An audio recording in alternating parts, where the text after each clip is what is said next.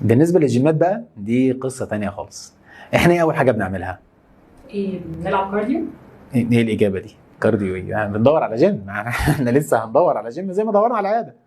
فدورتي على جيم، ربنا اكرمك لقيتي الجيم، هتروحي يا جماعه عايز اشترك، عندنا باقات، انا راجل فييس هاخد باقه السنه، دفعت السنه، هاخد دايما كده مع السنه بيبقى في باكج معروفه، بتاخدي 5 حصص برايفت تريننج بي تي، كوتش معاكي مرنك 5 حصص جر رجل. دخلت خدت 5 حصص، الكابتن مرني هيقطع لي عضلاتي، هطلع من التمرينه ميت مبسوط رايح اجدد بقى.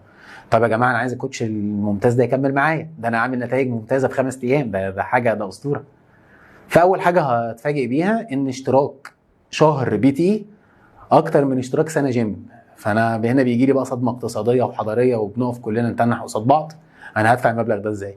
غير بقى مصاريف اكلك وشربك، علشان خاطر الجيم لازم العضلات بتتعمل في المطبخ، فلازم ناكل ونشرب كويس. فمعظم الناس بتصطدم بالتكلفه العاليه دي، ما بيقدرش يكمل بي تي. لا، وفي حاجه كمان نسيت اقولها لك، وانت في الحصص بتاعت البي تي هتبقي مضطره تظبطي مواعيدك على مواعيد الكوتش. يعني انا اصلا رايح جيم فاتح 24 ساعه عشان انزل بمزاجي، بس ما دام انا عايز اكمل مع كوتش معين في البي تي، يبقى انا لازم اشوف مواعيده ايه وشيفتاته ايه، واظبط نفسي على مواعيده، لان دي مواعيد العمل بتاعته. فدي بتبقى مشكله كبيره.